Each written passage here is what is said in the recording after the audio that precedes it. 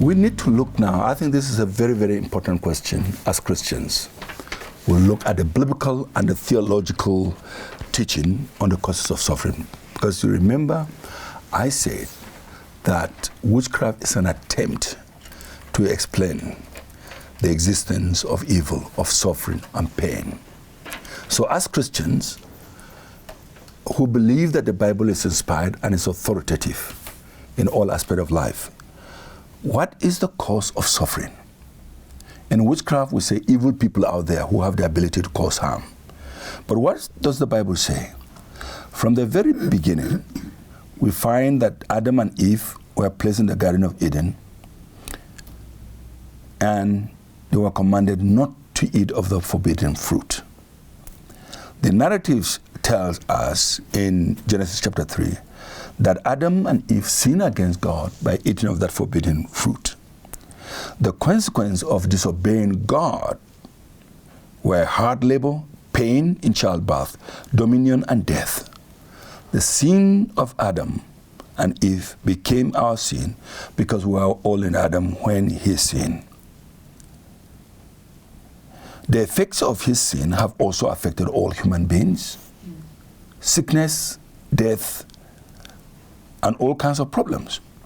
And so, as sinners, we are victims of suffering and ultimately death. So the consequences include physical, spiritual, and internal death as we have it. One of the physical causes of the sin of Adam is decay. That all human beings that are born, somebody has said that the day you are born, you start to die. And it's part of the consequence of sin. Old age is a symptom of sin, and we are all customers, are we not, of this? Original sin or spiritual sin is the fundamental cause of all human suffering. In fact, all other causes find their root in the original sin, of which all creation is guilty. Even without witches, people will suffer sickness. There will be pain.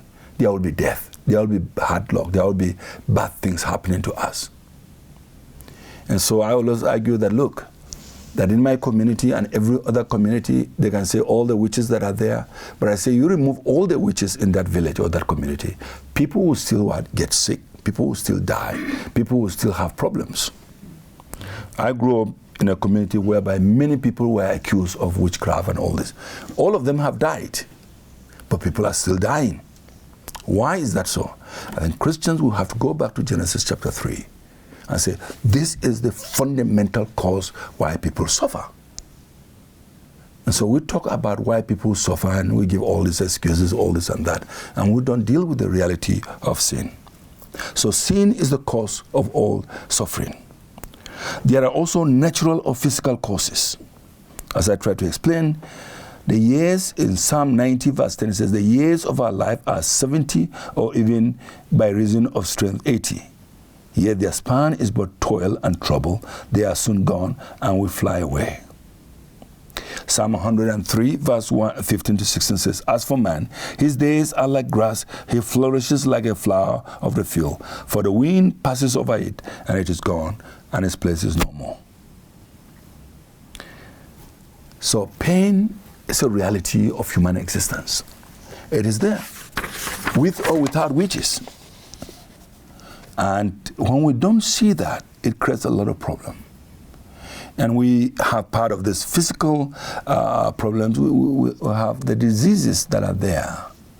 In Africa, malaria is there. We have the mosquitoes that are there, even though some people would think that mosquitoes are also witches. We have diabetes, we have sickle cell anemia, other inherited genetic diseases. Just as it's helpful to know that it is a certain virus that causes AIDS, it is also helpful to know that there are certain physical conditions that cause certain sicknesses that may lead to death. There are terminal diseases, genetic diseases, as I've explained, and there are certain things that affect the reproductive systems of all. So you find a woman have fallopian tubes may be defective, or a man, he may have his low sperm count, or he may have none at all. that affects the reproductive system. It's not because a witch made her not to be able to conceive, but her entire reproductive system has been affected. And so when you deal with people and they say, well, they always accuse women that if they are not able to have children, they say, well, it's, the woman has bewitched the husband, that's why they're not able to have children. And they don't care to go to the hospital to check out whether or not the issue is physical or otherwise. And we have other problems, physical problems that we have. There's earthquakes, floods, famines, volcanic eruptions, forest fires, tsunamis, hurricanes, lightning and thunder. All this point to the obvious fact that there are many evils that can be naturally explained. The African will say it's not ordinary. You have lightning that kills a person. Say, no, it's not ordinary. The witches send that lightning. Or you have an accident, the witches caused that accident, even though you had bad tires in the first place. But Africans, especially African Christians, we have to realize that there are physical causes that we have to deal with. I was talking to another African theologian, Tino, and he said, well, Africans, whenever anything happens, we don't ask the question, what? We say, who? You know, like a young man drops dead. We don't say, what killed him? What killed him? It's who? Who? Come on, who? We don't ask what. In my community, if a young person dies, like when my daughter died, there were some people that were saying, probably somebody did something to her. Maybe somebody caused the death. Even Christians would ask that. And it's horrible. Sometimes I wonder maybe because of our poor medical facilities or whatever. But I think this worldview is there that, you know, things that happen, we say it's not ordinary. It is extraordinary. But I tell you, there are physical causes. And those physical causes came as a result of sin. There are also human or moral causes. Whereas one can do nothing or very little about certain physical evils that afflict human beings, there are certain ones that come about as a result of personal choices. God created human beings as moral agents. From Adam, human beings have the capacity to make their own moral decisions. Of course, we know that we use this freedom to sin, hence the advent of evil. The will of man became corrupt, and now man can cause evil upon himself or upon others directly or indirectly. And Jesus gave some insights into personal sin and sickness or suffering.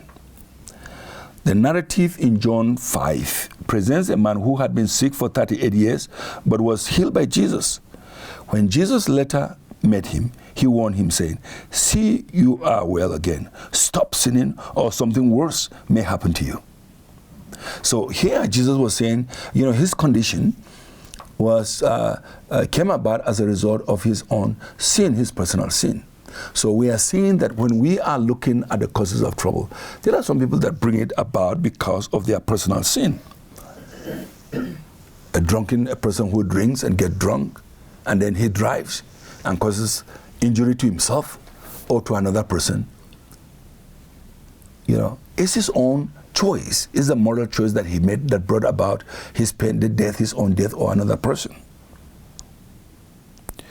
In Galatians chapter 6, verse 7, it says, "Do not be deceived. God is not mocked.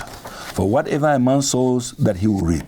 For he who sows to the Spirit will from the Spirit reap an eternal life." And you know, the Africans will have a way of responding to this. For example, the HIV/AIDS epidemic or pandemic that we've had, that I've known of many people, Africans, who were sick, and they said it was the art of witchcraft. And even when they are tested in the hospital and they see that there is the HIV virus, they said it was caused by witchcraft. Because they'll say, well, I mean, one man that I talked to, he said, well, it has to be witchcraft because not everybody that is sexually immoral that has contracted HIV and AIDS. There are people who are very, very immoral, but they are free of the virus. So why is it that in my case, or in my brother's case, that he contracted it and died. So the African will not necessarily argue that that it was an accident or it was the AIDS that killed him, but he will say, well, the witches were able to send, the virus to infect him. But the idea of cause and effect are real, and Christians in Africa must deal with that. And Miller Eggerson, a systematic theologian, has written that certain cause and effect relationship in the spiritual realm, as in the physical, they are real. If one violates the law against adultery, he or she may find that the result is the destruction of relationships, of trust, not only with the spouse, but with the children as well. One may even lose his family. It is not God that is punishing the offender, but the person has brought it upon himself. And so the rule of cause and effect serves to heighten the impact of the evil that results from bad moral choices. We have the Al-Qaeda. We have the Islamic State in Iraq, the Boko Haram in Nigeria, the Shabab in Somalia, the Ansar Dine in Mali, the Fulani Herdsmen in Nigeria, and other violent groups and organizations who cause so much suffering in the global community. Not only are there violent organizations that cause so much suffering in the world, certain individuals have likewise taken it upon themselves to kill, murder innocent people. We have to hold people accountable for their actions who bring about pain and suffering in the world. The scripture provides several passages about personal sin that cause death. In Acts chapter 5, these two individuals, Ananias and Sapphira, why did they die? Because they sinned. That's why they died. It was not because of witchcraft.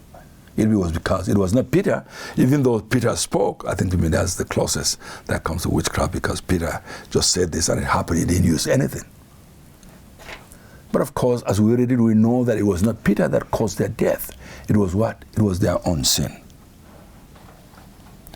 Achan and his family lost their lives when Achan stole the forbidden thing and lied about it.